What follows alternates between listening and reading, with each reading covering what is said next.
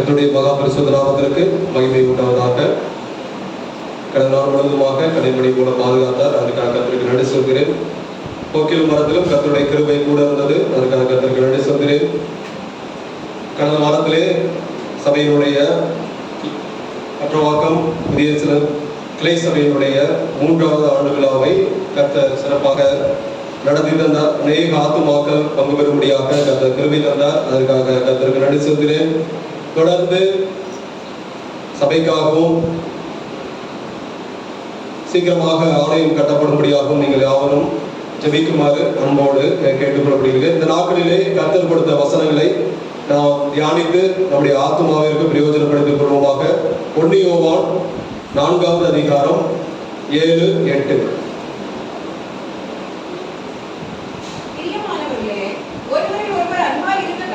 ஒருவர் அன்பாய் இருக்க கடவோம். அன்பு தேவனால் உண்டாயிருக்கிறது. அன்புள்ள எவனோ தேவனால் பிறந்து அவரை அறிந்திருக்கிறார். அன்பில்லாதவன் தேவனை அறியார். தேவன் அன்பாகவே இருக்கிறார். பிரியமானவர்களே, ஒருவரில் ஒருவர் அன்பாய் இருக்க கடவோம். ஏனெனில் அன்பு தேவனால் உண்டாயிருக்கிறது. பாருங்க, அன்பு மனிதர்களிடத்தில் இருந்தோ அல்லது மிருகங்களிடத்தில் இருந்தோ உண்டாகவில்லை, அல்லது மனிதர்களிடத்திலிருந்து பிறக்கவில்லை, அல்லது மிருகங்களிடத்திலிருந்து அன்பு வரல. மாறாக அன்பு தேவனால் உண்டாயிருக்கிறது. ஹல்லேலூயா! பாருங்க, தாய் தன் பிள்ளைகளிடத்தில் வைத்திருக்கிற அன்பை காட்டிலும் தேவன் நம்மிடத்தில் அதிகமாய் அன்பு வைத்திருக்கிறார். என்னதான் ஆலயத்திற்கு நாம ஜெபம் செய்தாலும் உபவாசம் இருந்தாலும் நீங்கள் ஒருவரில் ஒருவர் அன்பில்லாதவர்கள் இருந்தால் உங்களுடைய ஜெபம் வீணாய் போய்விடும். உங்களுடைய உபவாசம் வீணாய் போய்விடும். உங்களுடைய சாட்சி வீணாய் போய்விடும். அருமையான தேவனுடைய பிள்ளைகளே, நீங்கள் இன்னமும் அன்பில்லாதவர்களாக இருந்தால் தேவனை இன்னும் அறியவில்லை என்றுதான் அர்த்தம். இன்னும் நீங்க தேவனை அறியவே இல்லை. ஏதோ வர்றோம் ஏதோ போறோம் அப்படிதான் இருக்கிறீங்களோ ஒழிந்து ஒருவரில் ஒருவர் அன்பாய் இருக்க வேண்டும் என்று இந்த நாட்களிலே கர்த்தர் உணர்த்துகிறார். அன்பில்லாதவன், உங்களிடத்தில் அன்பு இல்லை என்றால் நீங்கள் தேவனை அறியவில்லை. ஏனென்றால் நம்முடைய தேவன் அன்பாகவே இருக்கிறார். நம்முடைய தேவன் சண்டையிடுகிற தேவன் அல்ல. நம்முடைய தேவன் கூச்சல் குழப்பம் போடுகிற தேவன் அல்ல. நம்முடைய தேவன் ஒருவரை ஒருவர் திட்டிக் கொண்டிருக்கிற தேவன் அல்ல. நம்முடைய தேவன் யார் என்றால் அன்பா இருக்கிற தேவன். ஹல்லேலூயா! ஏனென்றால் அன்பு அவரிடத்தில் இருந்து வந்திருக்கிறது. அன்பு இல்லை என்றால் தேவனை நீங்க ஒருபோது அறிய முடியாது. நீங்க தேவனை அறிய வேண்டும், தேவனிடத்தில் கிட்டி சேர வேண்டும், தேவன் என்னிடத்தில் அன்பாய் இருக்க வேண்டும் அப்படி என்று நீ நினைக்கிறீங்க. ஆனால் உங்களிடத்தில் அன்பு இல்லை என்றால் நீங்கள் தேவனை ஒருபோது அறிய முடியாது, தேவனிடத்தில் ஒருபோது கிட்டி சேர முடியாது. உங்களுடைய ஜெபத்தை அவர் கேட்க மாட்டார். அன்பியான தேவனுடைய பிள்ளைகளே,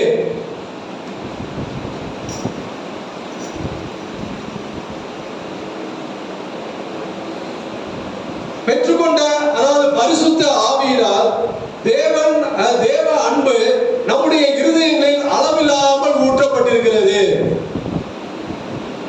ரோமர் 5வது அதிகாரம் 5வது வசனம் பாருங்க. ரோமர் 5:5. தேவ அன்பை எப்படி பெற்றுக்கொண்டோம்? நீங்கள் ஒவ்வொருவருக்கொருவர் தேவ அன்பை எப்படி நீங்க பெற்றுக்கொண்டீங்க? ரோமர் 5:5. நமக்கு அருளப்பட்ட பரிசுத்த ஆவியினாலே தேவ அன்பு நம்முடைய இருதயங்களில் ஊற்றப்பட்டிருக்கிறபடியால் அந்த நம்பிக்கை நம்மை வெட்கப்படுத்தாது. நமக்கு அருளப்பட்ட பரிசுத்த ஆவியினாலே தேவ அன்பு நம்முடைய இருதயங்களில் ஊற்றப்பட்டிருக்கிறபடியால், பாருங்க, பரிசுத்த ஆவியினாலே தேவ அன்பு நம்முடைய இருதயங்களில் ஊற்றப்பட்டிருக்கிறபடியால், அப்ப பெற்றுக்கொண்ட பரிசுத்த ஆவியின் மூலமாக தேவ அன்பு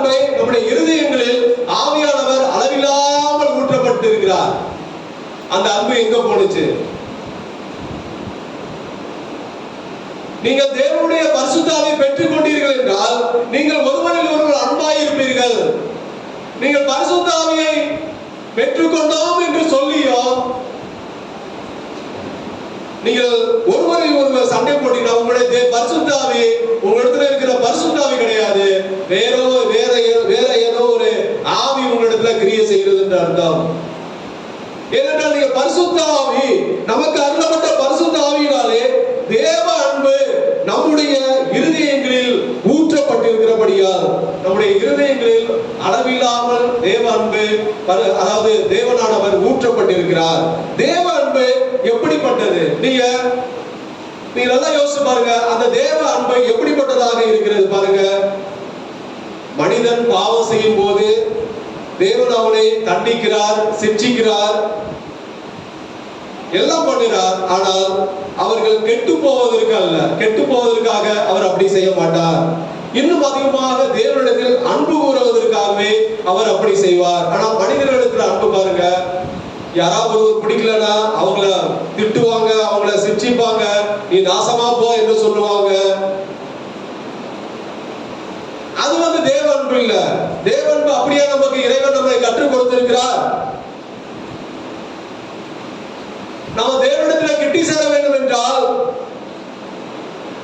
யாரும் கெட்டு போவதற்கு, தேவனே கெட்டு போவதற்கு விரும்பல. நாம யார் மனிதர்கள் மற்றவர்கள் கெட்டு போவதற்கு நாம என்ன விரும்ப வேண்டுமா? கிடையாது. அதுதான் தேவ அன்பு எப்படிப்பட்டது?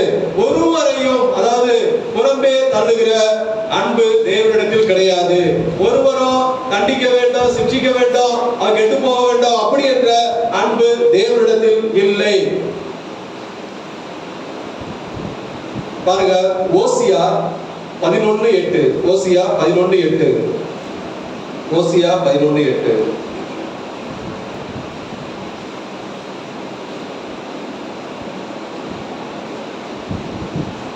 ஓசியா 11:8. நான் உன்னை எப்படி கைவிடுவேன்? இஸ்ரவேலே நான் உன்னை எப்படி ஒப்புக் கொடுப்பேன்? நான் எப்படி உம்மை ஆத்மாவை போலாக்குவேன்? உன்னை எப்படி செபோயிமை போல வைப்பேன்? என் இருதயம் எனக்குள் குழம்புகிறது, என் பரிதாபங்கள் ஏகமாய் பொங்குகிறது. பாருங்க, இஸ்ரவேலே நான் உன்னை எப்படி ஒப்புக் கொடுப்பேன்? எப்பிராயீமே நான் உன்னை எப்படி கைவிடுவேன்? அதாவது ஒரு சில வேளைகளிலே தேவன் இஸ்ரவேலை என்ன பண்ணிவிட்டார் என்றால் சத்துருக்களிடத்தில் ஒப்புக் கொடுத்தார். ஆனால் நிரந்தரமாக அல்ல. அவர்கள் பாவம் செய்யும் போது அவர்கள் அந்த பாவத்திலிருந்து வெளியே வருவதற்காக கொஞ்ச நாட்கள் ஒப்புக் கொடுத்தார். ஆனாலும் அவருடைய மனமெல்லாம் அப்படியே அடித்துக் கொண்டே, என்னுடைய ஜனத்தை நான் எப்படி ஒப்புக் கொடுப்பேன் சத்துருக்களிடத்துல? மறுபடியும் அவருக்கு கூட்டி சேர்க்க. அதுதான் தேவ அன்பு. தேவ அன்பு அப்படிப்பட்டதாக இருக்கிறது. ஆனால் மனிதனுடைய அன்பு பாருங்க, அதற்கு நேர்மாறாக இருக்கிறது. 1 யோவான் 4:19. 1 யோவான் 4:19. அவர் முந்தி நம்மிடத்தில் அன்பு கூர்ந்தபடியால் நாமும் அவரிடத்தில் அன்பு கூறுகிறோம். பாருங்க, தேவ அன்பு எப்படிப்பட்டது? தேவன் அன்பு செலுத்துவதில் அவர் முந்தி கொண்டார். அவர் தான் அன்பு செலுத்தினார். நாம ஏதோ பெரிய ரொம்ப ஸ்லாக்கியம் பண்ணிட்டு நாம தேவனை அறிந்து கொண்டோம் அப்படி இல்ல. நாம ஏதோ தேவனை அறிந்து கொண்டு இயேசுவை அறிந்து கொண்டு சபைக்கு செல்லுகிறோம். நான் சபைக்கு செல்வதனால அவர்கள் அந்த ஊழியர்கள் போஷிக்கப்படுகிறார்கள், அந்த விசுவாசிகள் என்ன விதமாக ஆலோசனை பெற்றுக் கொள்கிறார்கள் அப்படி என்று கிடையாது. அவர் தேவன் அன்பு செலுத்துவதில் அவர் முந்திக் கொண்டார். மனிதனிடத்துல ஃபர்ஸ்ட் அவர் தான் நம் மீது அன்பு செலுத்தினார். நம்முடைய கிரியினாலோ அல்லது நம்முடைய பெரிய பரிசுத்தம் என்று சொல்வதனாலோ நாம தேவனிடத்தில் அன்பு செலுத்த, தேவன் தான் நம்மிடத்திலே அன்பு செலுத்த முந்தி கொண்டார். அதுதான் தேவ அன்பு. பிரியமான தேவனுடைய பிள்ளைகளே, நாம் அன்பு செலுத்துவதில் முந்தி கொள்ள வேண்டும். சண்டை போடுறது மாத்திரம் பாருங்க முந்தி கொள்வாங்க, நீயா நானான்ட்டு. ஆனா அன்பு செலுத்துவதை பாருங்க முந்தி கொள்ள மாட்டான். அவன் ஃபர்ஸ்ட் பண்ணட்டும், இல்ல நான் ஃபர்ஸ்ட் பண்ணட்டும் அப்படி கிடையாது. தேவ அன்பு நம் மீது ஊற்றப்பட்டிருக்கிறபடியா நாம் பரிசுத்த ஆவியை பெற்றிருக்கிறபடியால் நாம் அன்பு செலுத்துவதில் தேவனை போல முந்திக் கொள்ள வேண்டும்.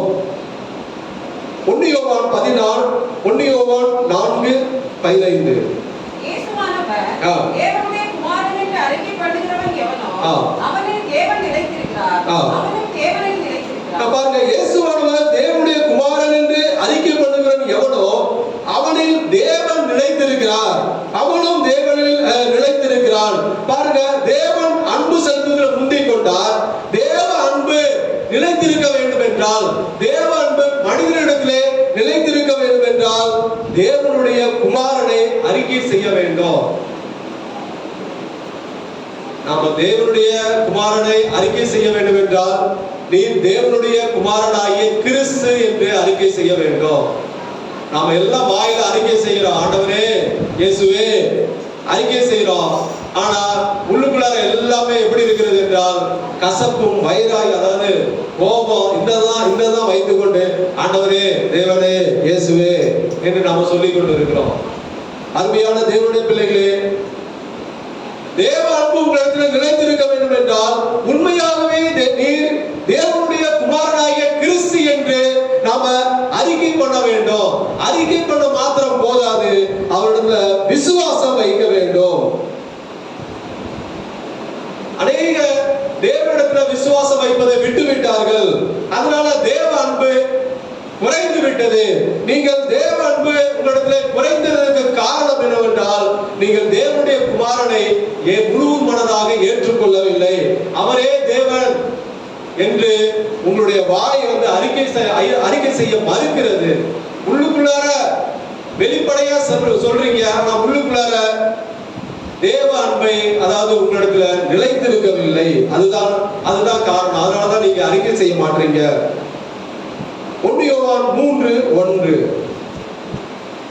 தேவ அன்பு எப்படிப்பட்டதாக இருக்கிறது? 1 யோவான் 3:1 நாம் தேவனுடைய பிள்ளைகள் என்று அழைக்கப்படுவதினாலே பிதாவானவர் நமக்கு பாராட்டின அன்பு எவ்வளவு பெரியது, பிதாவானவர் நமக்கு பாராட்டின அன்பு எவ்வளவு பெரியது என்று பாருங்கள். உலகம் அவரை அறியாதபடியினாலே நம்மையும் அறியவில்லை. உலகம் அவரை அறியாதபடினாலே நம்மையும் அறியவில்லை. நாம் தேவனுடைய பிள்ளைகள் என்று நாம் எல்லாரும் அவருடைய பிள்ளைகளாக ஏற்றுக்கொண்டிருக்கிறார்.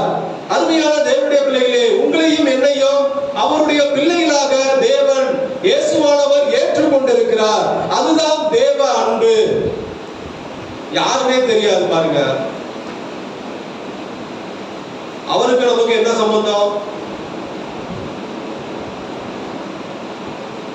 பெற்றோர்கள் பிள்ளைகளை ஏற்றுக்கொள்வார்கள், சொந்தக்காரர்கள் ஏற்றுக்கொள்வார்கள், அல்லது அக்கம் பக்கத்தில் இருக்கிற ஏற்றுக்கொள்வார்கள். ஆனால் தேவன் நம்மை ஏற்றுக்கொண்டார் பாருங்க, அதுதான் தேவ அன்பு. அதாவது தேவனுடைய பிள்ளைகள் என்று நம்மை அவர் பிள்ளைகளாக தத்தெடுத்திருக்கிறார். அதுதான் தேவனுடைய அன்பாக இருக்கிறது. ஆகவே தேவனுடைய பிள்ளைகளை இப்ப நாம எப்படி இருக்கிறோம்? நாம் அவருடைய பிள்ளைகளாக இருந்தால், நீங்கள் அவருடைய பிள்ளைகள் என்று நீங்கள் சொல்வீர்கள் என்றால் உங்களிடத்துல தேவ அன்பு உங்களுடைய இருதயங்களில் ஊற்றப்பட்டு இருக்க வேண்டும். அப்படி இல்லை என்றால் உங்களிடத்துல தேவ அன்பு இல்லவே இல்லை என்று அர்த்தம். அருமையான தேவனுடைய பிள்ளைகளே, இந்த நாட்களிலே சற்று நாம் அதிகமாக சிந்திப்போமாக. ஒருவரில் ஒருவர் அன்பாய் இருக்க வேண்டும். இந்த நாட்கள்ல தேவ அன்பு நம்மிடத்தில் ஊற்றப்பட்டு இருந்தால் அதை குறித்து இந்த நாட்களிலே சற்று தியானிப்போம். தேவனுடைய அன்பு நம்மிடத்தில் ஊற்றப்பட்டிருந்தால், அளவில்லாமல் இருந்தால் என்ன, அதை குறித்து இந்த நாட்களிலே சற்று தியானிக்கலாம். 2 கொரிந்தியர் 5வது அதிகாரம் 14வது வசனம். 2 கொரிந்தியர் 5:14. 2 கொரிந்தியர் 5:14. கிறிஸ்துவுடைய அன்பு எங்களை நெருக்கி ஏவுகிறது.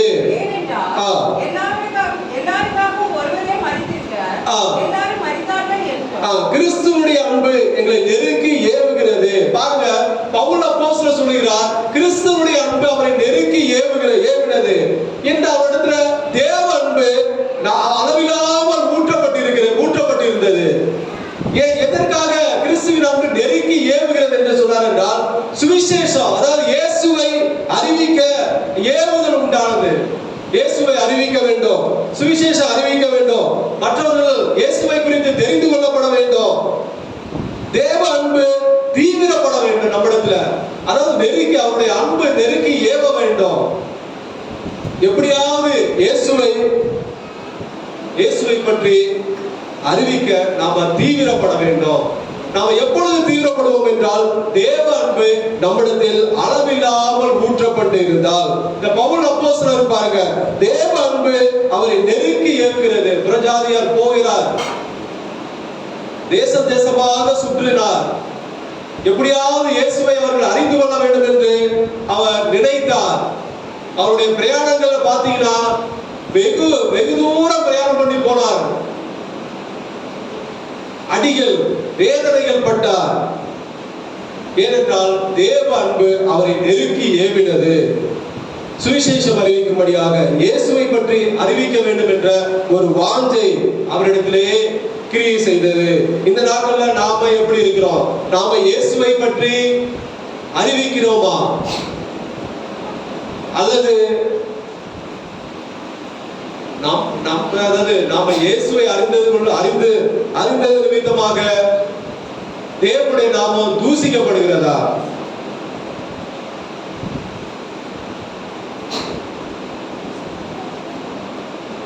அருமையான தேவனுடைய பிள்ளைகளே, நாம இயேசுவை பற்றி, அதாவது கிறிஸ்துவின் அன்பு நெருக்கி ஏவ வேண்டும். நாமளே சாட்சி இல்லாத போது நாம எப்படி தேவ அன்பு நம்மிடத்திலே நெருக்கி ஏவப்படும்? நீங்க அறிவித்தாலும் ஒருத்தர் வரமாட்டாங்க. நீங்க இயேசுவை குறித்து நீங்கள் சொன்னாலும் நம்முடைய சாட்சியை நாம பாதுகாக்கப்படவில்லை என்றால் ஒருத்தர் வரமாட்டாங்க. அருமையான தேவனுடைய பிள்ளைகளே, ஒருவரும் இயேசுவை ஏற்றுக்கொள்ளப்பட மாட்டார்கள். தேவ அன்பு நம்மிடத்தில் நெருக்கி ஏவப்பட வேண்டும். இரண்டாவது, லூக்கா 15வது அதிகாரம் 7வது வசனம். லூக்கா 15:7. அதுபோல மனம் திரும்ப அவசியம் இல்லாத 99 நீதிமான்களை குறித்து சந்தோஷம் உண்டாயிருக்கிறதை பார்க்கிறோம். மனம் திரும்ப அவசியம் இல்லாத 99 நீதிமான்களை குறித்து சந்தோஷம் உண்டாகிறதை பார்க்கிறோம். மனம் திரும்புகிற ஒரே பாவி நிமித்தம் பரலோகத்தில் மிகுந்த சந்தோஷம் உண்டாயிருக்கும். பாருங்க, மனம் திரும்புகிற ஒரே பாவி நிமித்தம். பாவியை நம்ம என்ன நேசிக்க தேவ அன்பு நம்மிடத்தில் ஊற்றப்பட்டிருந்தால் பாவியை நேசிக்க செய்வோம். பாவியை, அதாவது பாவம் செய்கிறவர்களை நேசிக்க அந்த தேவ அன்பு அதை ஏவும். பாவியை ஒருபோது நாம புறமே தள்ளது. நீ பாவி என்று மற்றவர்களை குறித்து நாம யாரோ நாம அதாவது அவங்க பாவி என்று நீ சொல்லுவதற்கு நமக்கு ஒன்று இல்லை. நமக்கு நாமளே பெரிய பாவிகளாக இருந்து மற்றவர்களை பாவி என்று சொல்வதற்கு என்ன? ஏனென்றால் பாவியை நேசிக்க செய்யும். அதுதான் தேவ அன்பு நம்மிடத்தில் ஊற்றப்பட்டிருந்தால் அவர்கள் மனம் திரும்பும்படியாக, அவர்கள் எப்படியாவது மனம் திரும்ப வேண்டும். அவர்கள் கெட்டு போக கூடாது. ஏனென்றால் அதாவது மனம் திரும்ப அவசியமில்லாத 99 நீதிமான்களை குறித்து சந்தோஷம் உண்டாகிறதை பார்க்கிறோம். மனம் திரும்புகிற ஒரே பாவி நிமித்தம். பாருங்க, 99 எங்க இருக்கு? ஒன்று எங்க இருக்கு? அப்ப பரலோகத்துல எது சந்தோஷம்? நாம எப்படி இருக்கிறோம்? பாவியை நேசிக்க நாம கற்றுக்கொண்டு இருக்கிறோமா? அன்பு செலுத்துவதற்கு நாம முயற்சி செய்ய வேண்டும், பிரயாசப்பட வேண்டும். காணாமல் போன ஆட்டை அதாவது தேடி பிரயாசப்பட்டது போல அவன் பாருங்க, அந்த காணாமல் ஒரு ஆடு காணாமல் போயிடுச்சு. அவனை பிரயாசப்பட்டு போடுறான், வனாந்தரத்துக்கு போறான், சுற்றுறான், அந்த ஆடு காணாமல் போயிடுச்சு என்று தேடி கண்டுபிடித்தார். அருமையான தேவனுடைய பிள்ளைகளே, உங்களுக்கு தேவ அன்பு ஊற்றப்பட்டிருந்தால் பாவியை நேசிக்க அது செய்யும். பாவியை அதாவது ஒதுக்கிவிட அது செய்யாது. எப்படியாவது அந்த ஆட்டை கண்டுபிடித்து நாம தேவனிடத்துல சேர்க்க வேண்டும். அதுதான் தேவ அன்பு நம்மிடத்தில் ஊற்றப்பட்டிருக்கிறது என்பதற்கு அர்த்தம். அருமையான தேவனுடைய பிள்ளைகளே, நம்மிடத்துல தேவ அன்பு ஊற்றப்பட்டிருக்கிறதா அல்லது வேற அன்பு ஏதாவது நம்மிடத்தில் கிரியை செய்கிறதா என்று நாம சற்று சிந்திக்க வேண்டும். மூன்றாவது காரியம் யோவான் 8:51. யோவான் 8:51.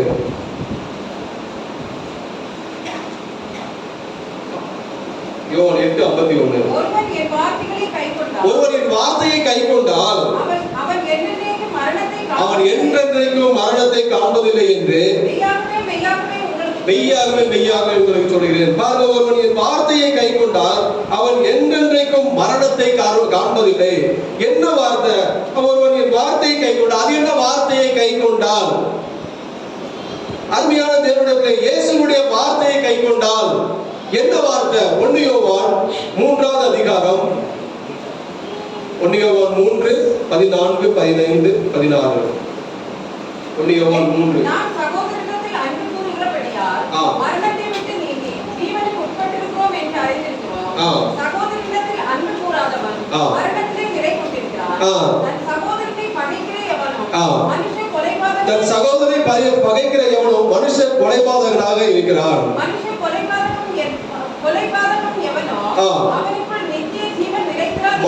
கொலைபாதகன் எவனோ அவனுக்குள் நித்திய ஜீவன் நிலைத்திராது என்று அறிவீர்கள். அவர் தம்முடைய ஜீவனை நமக்காக கொடுத்ததினாலே அன்பு இன்னதென்று அறிந்திருக்கிறோம். நாமும் சகோதரருக்காக ஜீவனை கொடுக்க கடனாளிகளாய் இருக்கிறோம். பாருங்க, அது என்ன? இயேசுவுடைய வார்த்தையை கைக்கொண்டால் உங்களிடத்துல மரணத்தை நீங்கள் காண மாட்டீர்கள் என்று இயேசுவானவர் சொல்லியிருக்கிறார். அது என்ன? இயேசுவுடைய வார்த்தை. சகோதரனிடத்தில் அன்பு கூற, அதாவது அன்பு செலுத்துவோம். தேவ அன்பு நம்மிடத்தில் ஊற்றப்பட்டிருந்தால் நம்முடைய சகோதரிகளிடத்துல அன்பு செலுத்துவோம். அப்பதான் அதுதான் தேவ அன்பு உங்களிடத்தில் ஊற்றப்பட்டதற்கு சாட்சி. பாருங்க, நாம் சகோதரத்தில் அன்பு கூறுகிறபடியால் மரணத்தை விட்டு நீங்கி ஜீவனுக்கு உட்பட்டிருக்கிறோம் என்று அறிந்திருக்கிறோம். சகோதரத்தில் அன்பு கூறாதவன் மரணத்திலே நிலை கொண்டிருக்கிறான். பாருங்க, அன்பு கூறாதவன் மரணத்திலே நிலை கொண்டிருக்கிறான் என்றால் நீங்க பாவத்திலே இன்னும் நிலைத்திருக்கிறீர்கள். பாவம் அதாவது வெறுமனே நீங்க வெளியே வந்திருக்கிறீங்க, மற்றபடி இன்னும் பாவம் உங்களிடத்திலே குடிகொண்டிருக்கிறது. மனுஷ கொலைபாதகன் என்றால் சாத்தானுக்கு இன்னும் நீங்கள் அடிமையாக காணப்படுகிறீர்கள். அதுதான் மனுஷ கொலைபாதகன். சாத்தானுக்கு நீங்க இன்னும் அடிமையாகி கொண்டிருக்கிறீர்கள். ஏவாளை போல தினந்தோறும் தேவனோடு பேசுவதை விட சாத்தானோடு அதிகமாக பேசிக் கொண்டிருக்கிறீர்கள். அதுதான் இதனுடைய அர்த்தம். அருமையான தேவனுடைய பிள்ளைகளே, நாம இன்னும் பாவத்திலே நிலைத்திருந்தால், அதாவது சகோதர அன்பு உங்களுக்கு இல்லாத இருந்தால் நீங்கள் இன்னும் பாவத்திலே நிலைத்திருக்கிறீர்கள் என்று அர்த்தம். அருமையான தேவனுடைய பிள்ளைகளே, தேவ அன்பு நம்மிடத்திலே ஊற்றப்பட்டிருந்தால் சகோதரத்தில் அன்பு செலுத்துவோம். இதுதான் தேவனுடைய அன்பு. எப்படி அன்பு கூற வேண்டும்? 1 யோவான் 3வது அதிகாரம் 17, 18. தன் சகோதரனுக்கு குறைச்சல் உண்டென்று கண்டு தன் இருதயத்தை அவனுக்கு அடைத்துக் கொண்டால் அவனுக்குள் தேவ அன்பு நிலை கொள்ளுகிறது எப்படி? என் பிள்ளைகளே, வசனத்தினாலும் நாவினாலும் அல்ல, கிரியையினாலும் உண்மையினாலும் அன்பு கூற கடவோம். வசனத்தினாலும் நாவினாலும் அல்ல. பாருங்க, தேவ அன்பு எப்படி நாம அன்பு கூற வேண்டும்? வசனத்தினாலும் நாவினாலும் அல்ல. வந்து ஜெபம் பண்ணிட்டு ஆண்டவரே சோத்திரம் 1 மணி நேரம் 2 மணி நேரம் நீங்க ஜெபம் பண்ணாலும் அந்த வசனத்தினாலோ நாவினால அறிக்கை செய்கிறதுனால அல்ல, கிரியையினாலும். உங்களுடைய கிரியை எப்படி இருக்கிறது? உண்மையினாலும் அன்பு கூற கடவோம். நீங்கள் உங்களுடைய கிரியை, உங்களுடைய உண்மை, இப்படிப்பட்ட கிரியை, அதாவது காரியங்களிலே நாம அன்பு கூறுவது, அதுதான் தேவ அன்பு நம்மிடத்தில் ஊற்றப்பட்டிருக்கிறது. தன் சகோதரனுக்கு குறைச்சல் என்று கண்டு தன் இருதயத்தை அவனுக்கு அணைத்துக் கொண்டால் அவனுக்குள் தேவ அன்பு நிலை கொள்கிறது எப்படி? இது பாருங்க, இதுல அநேகர் பாருங்க, இதுல என்ன சொல்லப்பட்டிருக்கிறது என்றால் குறைச்சலருக்கு கொடுக்க வேண்டும் என்று சொல்லப்பட்டிருக்கிறது. ஆனால் இப்ப கடன் வாங்கிட்டு ஒருத்தர் பாருங்க, கடன்லாம் வாங்கிட்டு என்ன பண்ணுவாங்க என்றால் அதையே திருப்பி இது பண்ணிட்டே இருப்பான். அப்படி கிடையாது. அவனுக்குள் தன் இருதயத்தை அவனுக்கு அடைத்துக் கொண்டால் நம்ம நியாயமான காரியங்களுக்கு நம்ம உதவ வேண்டும். அது சரியான.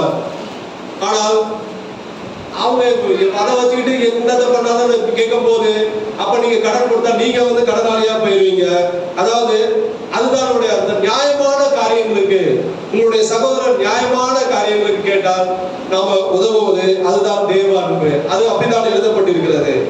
ஆனா அதற்கு மேலாக நம்ம என்ன செய்ய வேண்டும் என்றால் நம்முடைய கிரியையினாலோ உண்மையினால அன்பு கூற கடவோம். அதுதான் இதனுடைய சாராம்சம். நம்முடைய கிரியையினால அன்பு கூற கடவோம்.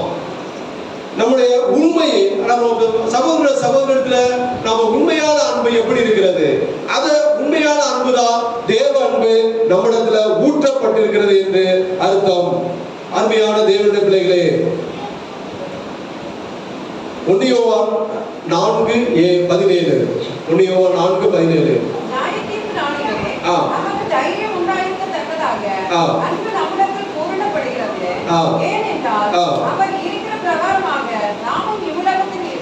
நியாய தீர்ப்பு நாளிலே நமக்கு தைரியம் உண்டாயிருக்கத்தக்கதாக அன்பு நம்மிடத்தில் பூரணப்படுகிறது. பாருங்க, 4வது காரியம், நியாய தீர்ப்பு நாளிலே தண்டனையிலிருந்து தப்பித்துக் கொள்வோம். இதுதான் தேவ அன்பு நம்மிடத்தில் ஊற்றப்பட்டிருந்தால் நியாய தீர்ப்பு நாளில் தண்டனையிலிருந்து நாம தப்பித்துக் கொள்வோம்.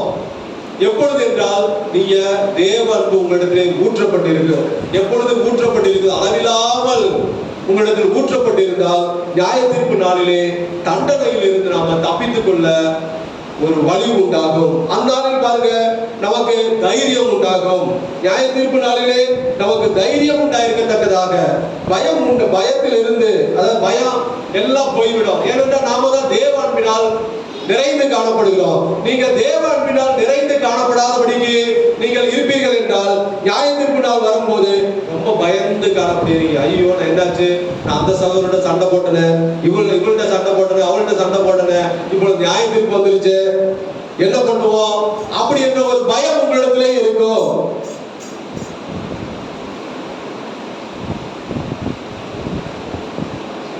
தேவன் உங்களிடத்தில் அதிகமாக ஊற்றப்பட்டிருந்தால் இதை குறித்து நீங்க பயப்பட மாட்டீங்க. ஏன்னா உங்களுடைய இருதயம் செம்மையாக இருக்கிறது.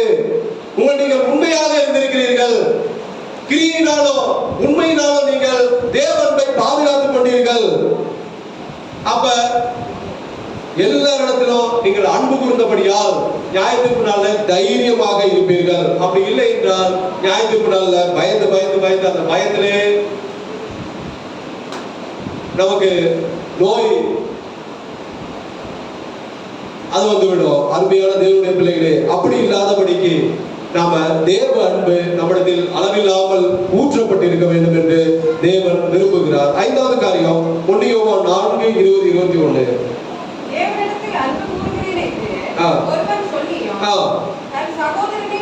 தன் சகோதரனை பகைத்தால் அவன் பொய்யன். தான் கண்ட சகோதரனிடத்தில் அன்பு கூறாமல் இருக்கிறவன் தான் காணாத தேவனிடத்தில் எப்படி அன்பு கூறுவான்? தேவனிடத்தில் அன்பு கூறுகிறவன் தன் சகோதரனிடத்திலும் அன்பு கூற வேண்டும் என்கிற இந்த கற்பனையை அவராலே பெற்றிருக்கிறோம். பாருங்க, தேவனிடத்தில் அன்பு கூறுகிறேன் என்று ஒருவன் சொல்லியும் தன் சகோதரனை பகைத்தால், சகோதரனை மாத்திரம் கிடையாது, சகோதரியை நீங்கள் பகைத்தால் அவன் நீங்கள் பொய்யராக இருப்பீர்கள். 5வது காரியம், ஒருவரில் ஒருவர் காணப்படுகிற அந்த பகைமை வெறுப்பு இல்லாமல் காணப்படுவோம்.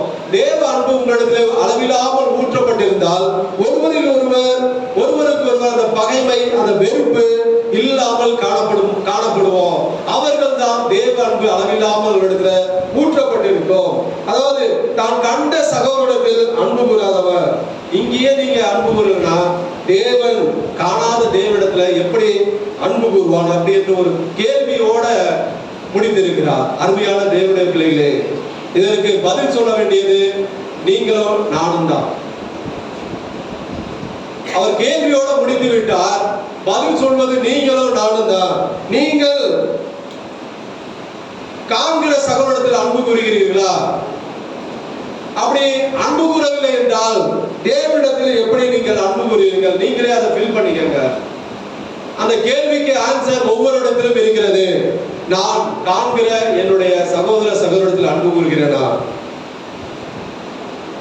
அருமையான தேவனுடைய பிள்ளைகளே, தேவனிடத்தில் நீங்கள் அன்பு கூறுகிறீர்கள் என்றால் சகோதரத்தில் அன்பு கூற வேண்டும் என்று அது ஒரு கற்பனை. அவராலே நாம பெற்றிருக்கிறோம். அவர்கள் தான் தேவ ஆவி அவரிடத்தில் அளவில்லாமல் ஊற்றப்பட்டிருக்கோம். இந்த பகைமை, வெறுப்பு எல்லாம் உங்களிடத்துல இருந்தா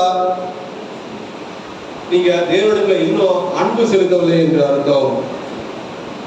நீங்கள் இன்னும் தேவ அன்பை, அதாவது பரிசுத்த ஆவியை அளவில்லாமல் நீங்கள் இன்னும் பெறவில்லை என்று அர்த்தம்.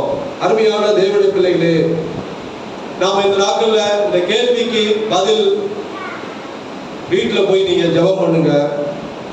எப்படி நான் இந்த கேள்விக்கு பதில், நான் என்ன இதற்கு இந்த கொஸ்டினுக்கு ஆன்சர் ஃபில் பண்ணுவேன். நீங்க சகோதர சகோதரிகளை பயந்தால், அதை பகைத்தால் அவர்கள் பொய்யர்கள், அது பொய்யா நீங்க நடிக்கிறீங்கன்னு அர்த்தம். பொய்யர்கள் என்றால் நடிக்கிறீர்கள் என்றால் வெளிப்புறமாக அன்பு வைக்கிற மாதிரி காண்பித்து விட்டு உள்ளுக்குள்ளாக நடிக்கிறீர்கள் என்று அர்த்தம். அருமையான தேவனுடைய பிள்ளைகளே, அப்படி நாம காணப்படாதபடிக்கு தேவனிடத்தில் அன்பு கூறுகிறவன் என்று ஒருவன் சொல்லியும் நாம் சொல்ல வேண்டும், ஆண்டவரே நாம் உங்களிடத்தில் அன்பு கூறுகிறார், என்னுடைய கிரியை இருக்க வேண்டும், நான் உண்மையாக அன்பு கூற வேண்டும் அப்படி என்று நாம சொல்ல வேண்டும். கடைசியா பாருங்க, லூக்கா 18:10. லூக்கா 18:10.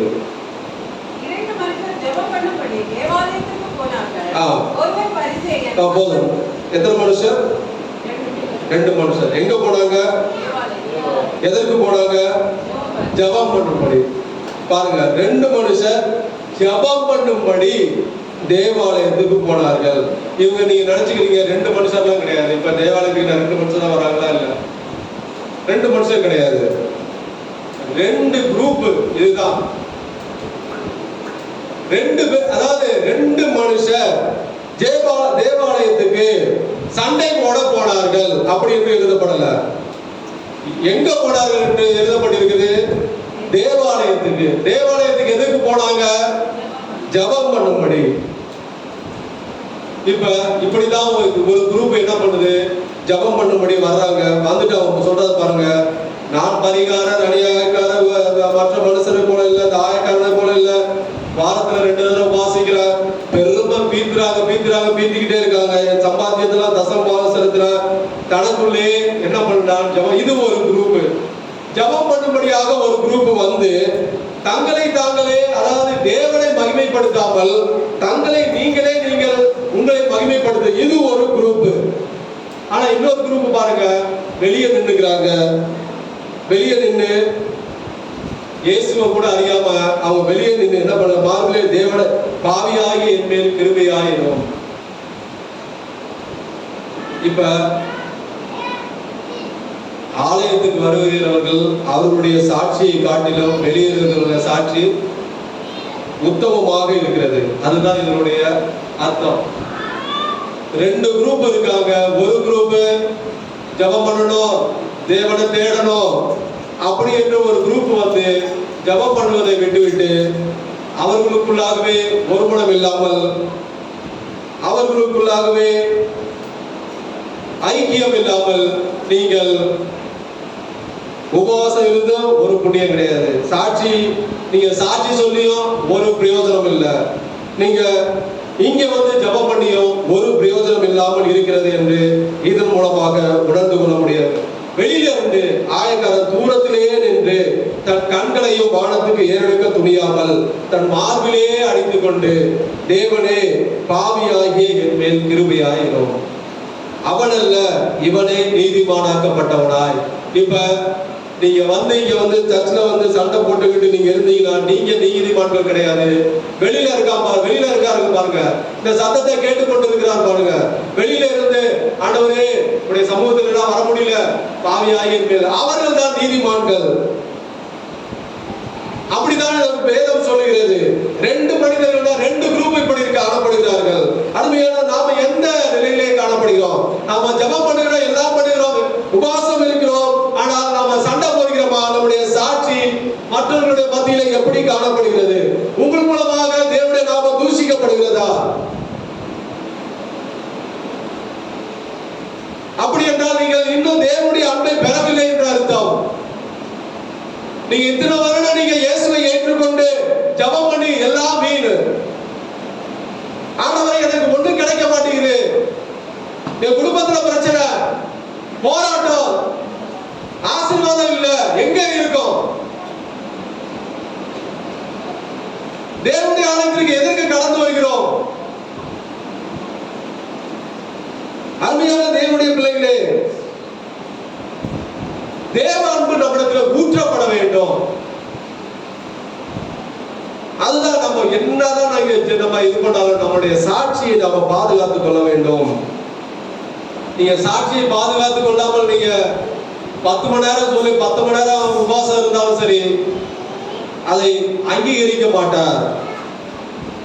நாம நீதிமானாக்கப்பட்டவனாய், நாம நீதிமான் என்று இறைவனுடைய சன்னிதானத்திலே நாம சாட்சி நாம பெற வேண்டும் என்றால், நாம ஆண்டவரே பாவியாகிய என் மேல் கிருபையாயிரும். இதுதான் தாழ்மை. அந்த தாழ்மையை இவன் பெற்றுக்கொண்டபடினால் இவன் நீதிமான். ஒரு குரூப் இப்படிதான் இருக்கு. இன்னைக்கு எல்லாம் வெள்ளை போட்டுட்டு எல்லாம் வர்றோம், எல்லாம் ஜெபம் பண்றோம், எல்லாம் பண்றோம், சாட்சி கொடுக்கிறோம்.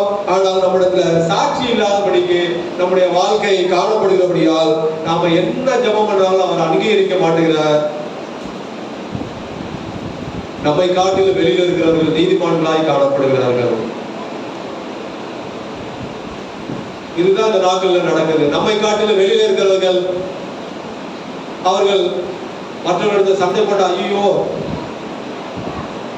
இதான் நினைச்சுக்குவாங்களே, அல்லது நம்மை குறித்து தூசணமாக சொல்வார்களே, அப்படி என்று அந்த ஒரு பயம் இருக்கிறது. ஆனா தேவனுடைய பிள்ளைகள் என்று சொல்லிக் கொண்டு நாம ஜெபம் பண்ணிக்கொண்டு சண்டை போட்டுக்கிட்டு இருந்தா நம்மிடமாக தேவனுடைய நாமம் தூசிக்கப்படும். அதற்கு நாம இடம் கொடுக்க கூடாது. அருமையான தேவனுடைய பிள்ளைகளே, ஜெபம் பண்ணும்படி தேவாலயத்துக்கு போனார்கள். நாம ஜெபம் பண்ணும்படி தேவாலயத்துக்கு வந்து ஜெபம் எப்படி, அதாவது ஜெபம் செய்ய வேண்டுமே ஒழிய ஜெபம் தான் செய்ய வேண்டும். அதை குறித்து நாம ஒருவருக்கு ஒருவர் சண்டை போட்டு நீ உன்னோடதா என்னோடதா என்று அப்படி என்று செய்யாதபடிக்கு இந்த ஆலயத்தை கர்த்தர் பரிசுத்தப்படுத்துவாராக. கர்த்தர் தேவ அன்பு நம்மிடத்திலே ஊற்றப்பட்டிருக்க வேண்டும். ஒருவரில் ஒருவர் அன்பாய் இருக்க வேண்டும் என்று இறைவன் விரும்புகிறார். அன்பு மனிதனிடத்திலிருந்தோ மிருகங்களிடத்திலிருந்தோ வரல, மாறாக தேவனால் உண்டாயிருக்கிறபடியால் தேவ அன்பிலே நாம நிலைத்திருந்து நம்முடைய நமக்கு பரிசுத்த ஆவி அளவில்லாமல் பொழிந்திருக்கிறபடியால் நாம தேவ அன்பை அதிகமாக பெற்றுக்கொள்வோம். தேவ அன்பு நம்மிடத்தில் ஊற்றப்பட்டிருந்தால் நாம சுவிசேஷம் இயேசுவை பற்றி நாம அறிவிப்போம். அதற்கு நாம சாட்சி தேவை. நம்முடைய சாட்சியை நாம பாதுகாத்துக் கொள்ள வேண்டும். பாவியை நேசிக்க செய்வோம். ஒருவரும் கெட்டு போக, ஒருவர் எல்லாரும் கெட்டு போக அவன் அப்படி என்று சொல்ல மாட்டோம். எல்லாரையும் நேசிக்க செய்வோம், பிரயாசப்படுவோம். காணாமல் போன ஆட்டை தேடி பிரயாசப்படுவோம். பிரயாசப்பட்டது போல அப்பதான் பரலோகத்துல தேவதூதர்கள் மகிமைப்படுவார்கள். சகோதர சகோதரத்துல அன்பு செலுத்துவோம். எப்பொழுது என்றால் தேவ அன்பு நம்மிடத்துல ஊற்றப்பட்டிருக்கும் போது. எப்படி அன்பு கூற வேண்டும்? அதாவது குறைச்சல்ல உதவுவது, கிரியையினாலும் உண்மையினாலும் அன்பு கூற வேண்டும். நியாயத்திற்குள்ளாக நாம தண்டனையிலிருந்து தப்பித்துக் கொள்வோம். தேவ அன்பு நம்மிடத்தில் ஊற்றப்பட்டிருந்தால் ஒருவருக்கு ஒருவர் பகைமை வெறுப்பு இல்லாமல் நாம காணப்படுவோம். எப்பொழுது தேவ அன்பு ஊற்றப்பட்டிருந்தால். ஆலயத்திற்கு எதுக்கு வருகிறோம்? ஜெபம் பண்ணும்படி வருகிறோம். ஜெபம் பண்ணுகிறபடி வருகிறோம். மனிதர்கள் ஜெபத்தை விட்டு மற்ற எல்லா காரியத்திலும் ஈடுபடுவது நம்மளுடைய ஜெபத்தை ஒருபோதும் கேட்க மாட்டார். நம்மை காட்டில் வெளியில் இருக்கிறவர்கள் நீதிமான்களாக காணப்படுகிறபடியால் அருமையான தேவனுடைய பிள்ளைகளே, நாம் அந்த நாட்கள்ல மாற்றிக்கொள்வோமாக. ஒருவரில் ஒருவர் அன்பாய் இருக்க நம்ம கற்றுக்கொள்வோம். குறைகள் இருந்தால் கர்த்ததாவே இந்த நாட்களிலே நாம தேவனிடத்திலே அறிக்கை செய்து இதில் நாம பெருகுவோமாக. கர்த்தர் இந்த வார்த்தைகளை ஆசீர்வதிப்பாராக. ஆமென். ஹல்லேலூயா. சோத்ரம் சோத்ரம் சோத்ரம் சோத்ரம் சோத்ரம் சோத்ரம் சோத்ரம்.